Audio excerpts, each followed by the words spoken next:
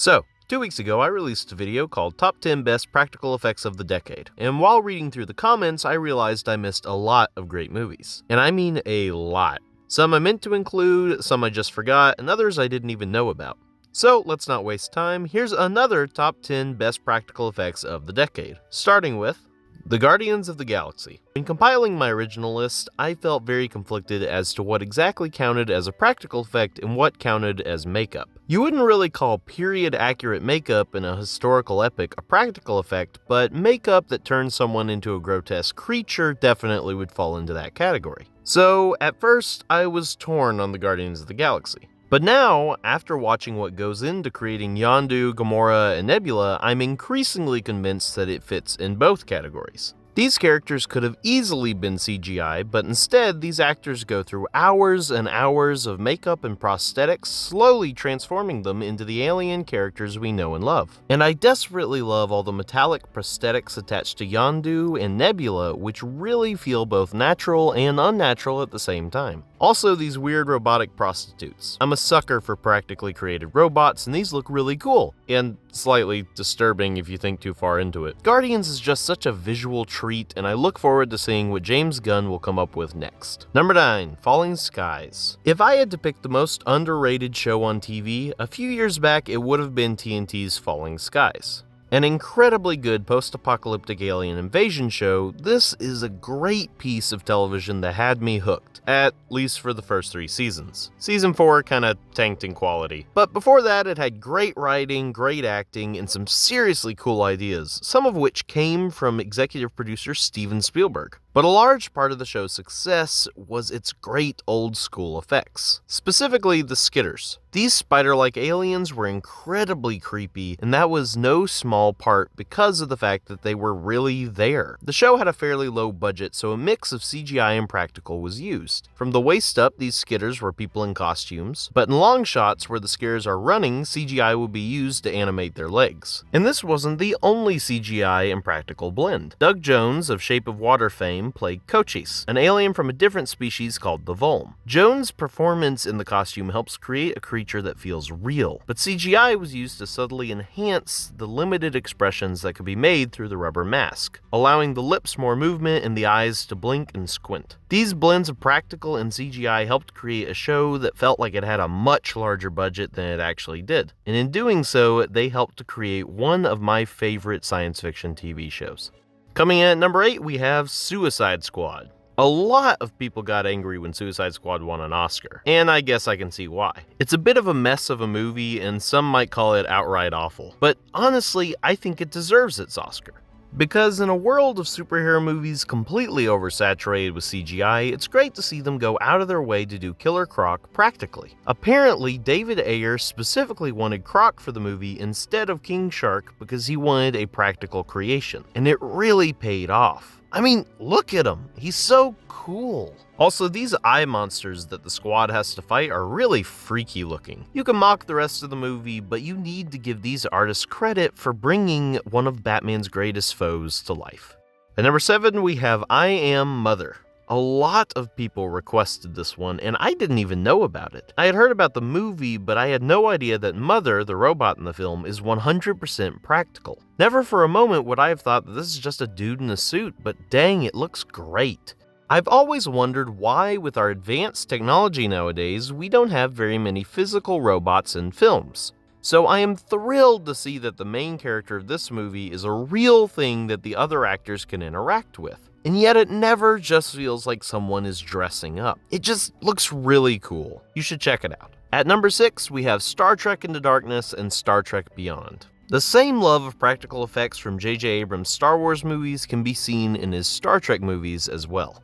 From fantastic costumes to amazing sets, to intriguing alien creatures, this new generation is a sight to behold. Like this red forest from the opening of Into Darkness. That's an entire forest that they built. Or this volcano scene with real sparks being shot at Spock, wearing a freaking cool copper suit. Or take a look at the incredibly cool alien designs and beyond. There's just something about someone in elaborate makeup that's 100 times more intriguing than alien creatures created with CGI. These movies call back to the original series' creative costumes and locations to create new worlds. This legacy continues with Star Trek Discovery and many of the amazing practical creations in that series as well. One of which is played by amazing creature actor Doug Jones. Is there anything he can't do? I'm still hopeful that someday we might get a fourth in this series so we can get some more creative creatures and environments like this. Now, real quick before we continue, I have to thank today's sponsor, Privacy. I never wanted to promote a sponsor I didn't believe in, so I'm thrilled to partner with a sponsor I not only stand behind, but now use on a daily basis. Privacy helps you protect your financial information online by creating virtual debit cards attached to your bank account. These cards can be assigned specific purposes with spending caps, preventing a hacker from stealing your info. For instance, if you want Netflix, you can create a card specifically for Netflix, with it being authorized to only pay your monthly Netflix subscription.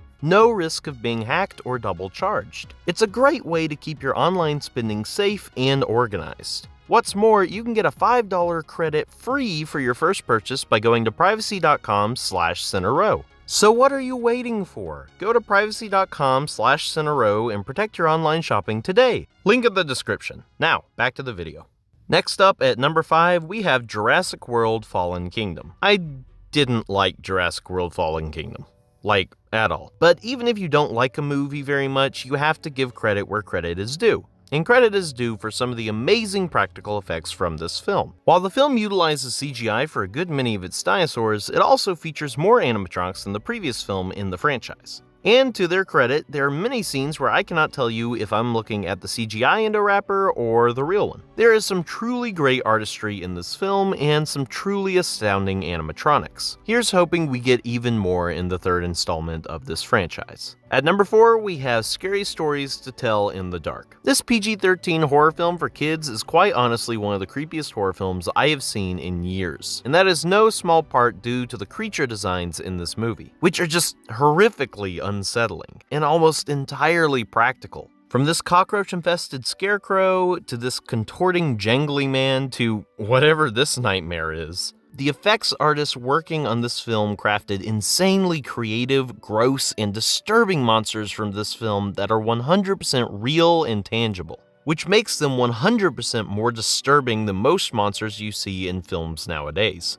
Not to mention that these designs are insanely loyal to the illustrations in the original book. And fun fact, the Jangly Man was played by the same contortionist who played the contorting monster in The Void. This man has some serious talent. So if you like a creepy movie, make sure to check this one out.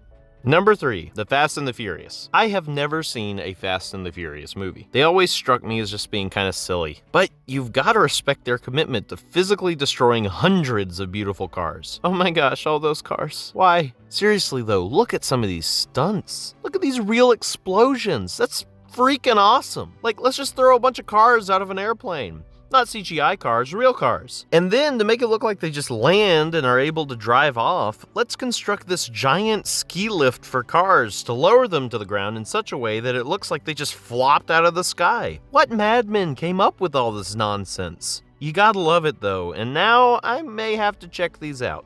Number 2, Mission Impossible. Okay, so when writing the first video, I couldn't decide where the line was drawn between stunts and practical effects. And at first I decided stunts wouldn't count. Then I forgot that decision and included Skyfall. And now I think I was just being dumb because the Mission Impossible films have some of the best damn practical effects you have ever seen on the screen. Hey, let's film a scene where Tom Cruise actually hangs off the tallest building in the world. Or how about a scene where Tom Cruise actually has to learn how to hold his breath for 10 minutes underwater so we can get an amazing one-shot? Or what the heck, let's have him hang on to the side of an airplane while it's taking off. Like, there's no way for that to go wrong. From learning how to fly a helicopter for chase scenes to doing real-life halo jumps on camera, there's no lengths to which Tom Cruise will not go to entertain us. And we are lucky to have him.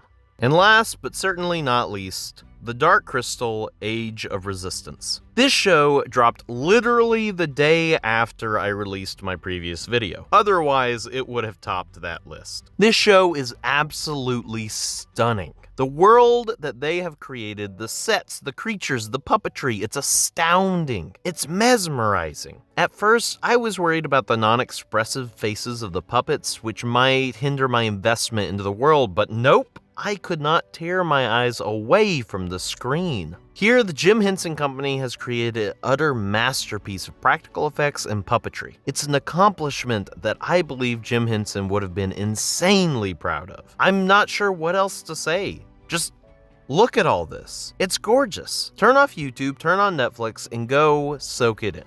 And there you have it, another top 10 best practical effects from this decade. If I missed any more, feel free to comment below and let me know. And if you like what you see and you want to see more, feel free to check out some of my other videos. And as always, thanks for watching. Hey guys, thanks for watching. If you'd like to help out this channel, please feel free to share this video on any social media sites such as Reddit or Twitter. Also, if you'd be willing to give me a like and a comment, that would be super helpful, as that helps the monster known as the algorithm to find me. And if you like this video and want to see more, feel free to subscribe. It's free. Anyways, thanks for watching.